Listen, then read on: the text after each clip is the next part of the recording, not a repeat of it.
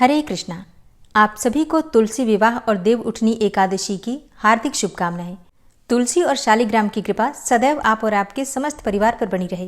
दोस्तों, आज की वीडियो में मैं आपसे बात करने वाली हूं कि साल 2024 में तुलसी विवाह कब है, 12 नवंबर को या फिर 13 नवंबर को, और तुलसी विवाह करने का शुभ मुहूर्त हमें कब प्राप्त हो रहा है।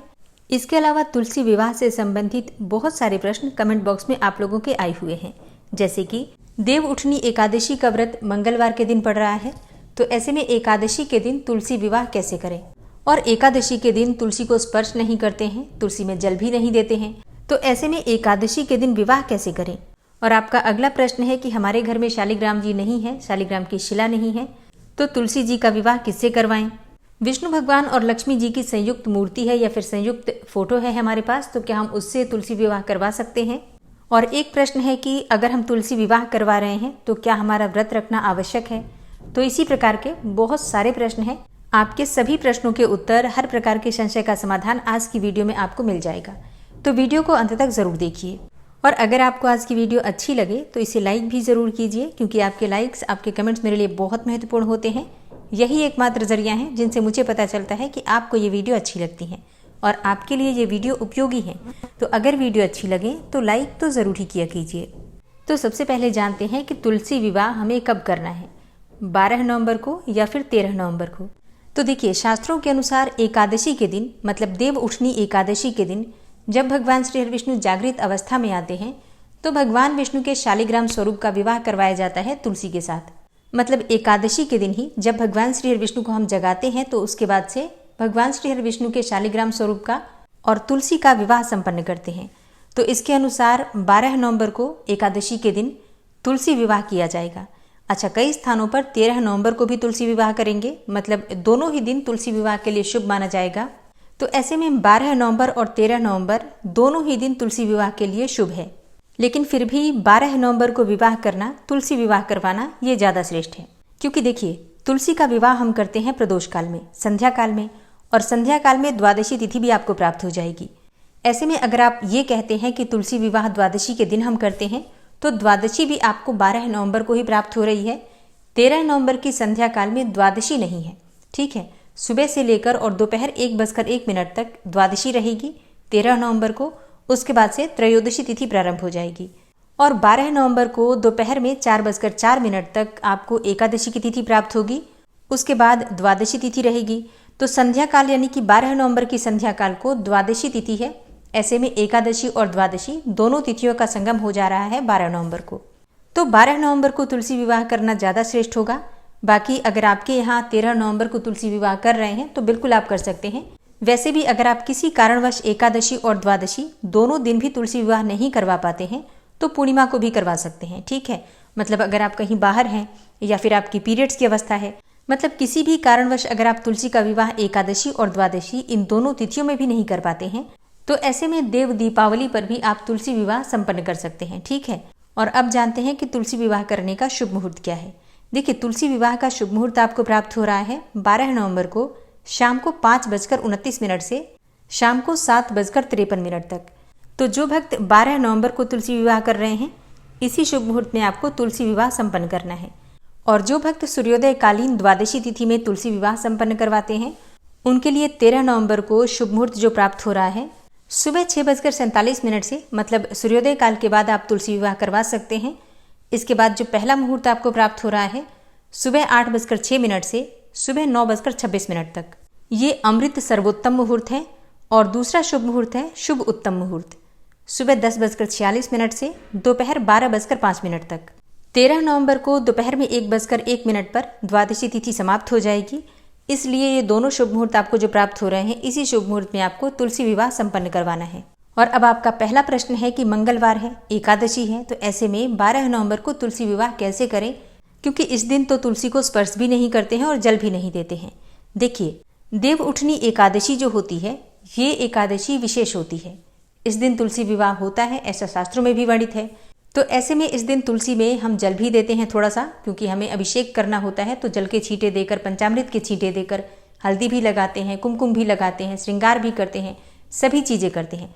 और ये कोई हम अपने आप नहीं करते हैं, ऐसा ही शास्त्रों में वर्णित है कि हम एकादशी के दिन तुलसी विवाह करें। ठीक है, तो ये हम अपने आप तो कर नहीं रहे हैं, जैसा हमारे शास्त्रों में कहा गया है हम उसी प्रकार से करते हैं, तो हमें कोई दोष नहीं है। तो आप देव उठनी एकादशी के दिन विवाह करवा सकते हैं, जल भी दे सकते हैं और भोग भी लगाएंगे फलों का और मिठाइयों का, जो भी हमारे पास उपलब्ध होती हैं। ये सभी चीज़ें भगवान को भोग में अर्पित की जाती हैं, तुलसी माँ को भी अर्पित की जाती हैं। अब बात करें मंगलवार की, तो देखिए मंगलवार के विषय में ऐसा कोई शास्त्रों में वर्णित नहीं है, ये लोकाचार है। मतलब कहीं कहीं पर ऐसा है जहाँ पर कि कहा गया है कि मंगलवार को तुलसी में जल नहीं देते हैं या तुलसी को स्पर्श नहीं करते हैं, हर जगह ऐसा नहीं होता है।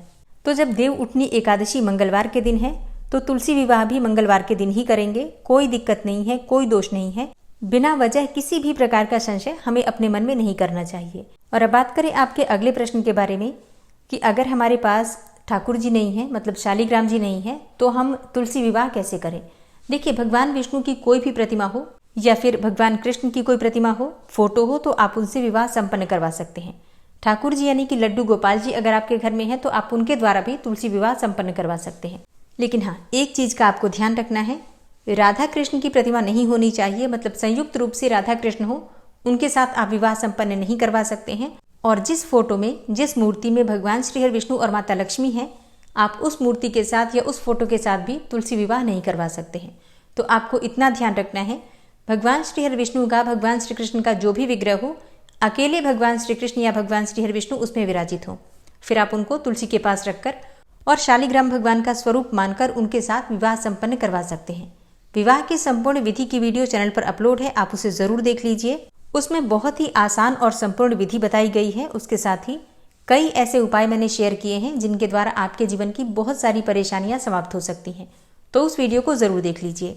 और आपका अगला प्रश्न है कि अगर हम तुलसी विवाह करवा रहे हैं तो क्या हमारा व्रत करना आवश्यक है।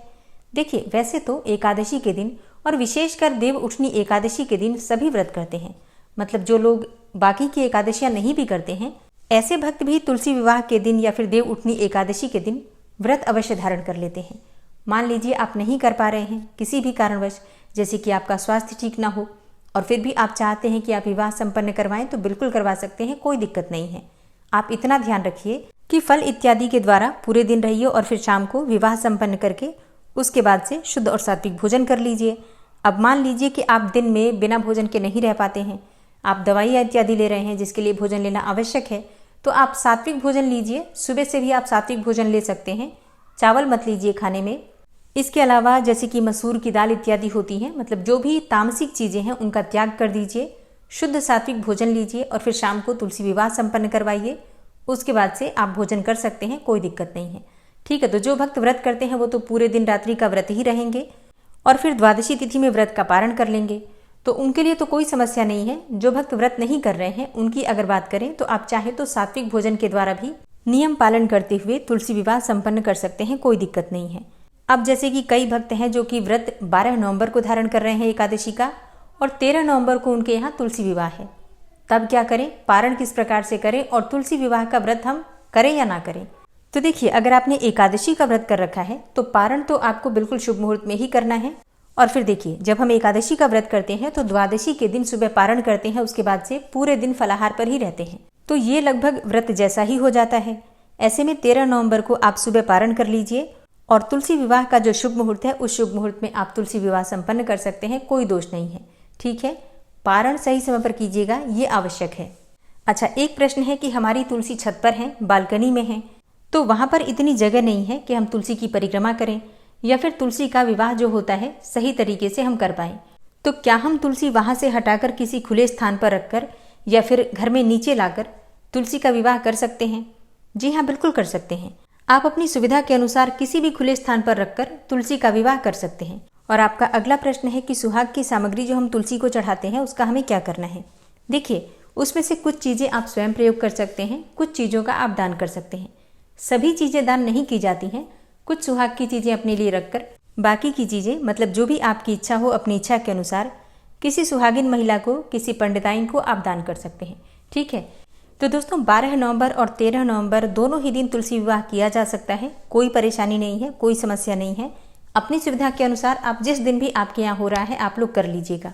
और आने वाली वीडियो में आपको जानकारी मिलेगी भीष्म पंचक व्रत के बारे में, जैसे कि भीष्म पंचक व्रत अगर आप करना चाहते हैं तो किस प्रकार से करेंगे, व्रत के नियम क्या होंगे, किस प्रकार से आपको पूजा आराधना करना है, कौन से मंत्रों का जप करना है, व्रत अगर कर रहे हैं तो व्रत में क्या खाएं क्या ना खाएं, किस दिन व्रत का पारण करें, किस प्रकार से उद्यापन करें, संपूर्ण जानकारी भीष्म पंचक व्रत से संबंधित आपको आने वाली वीडियो में मिलने वाली है।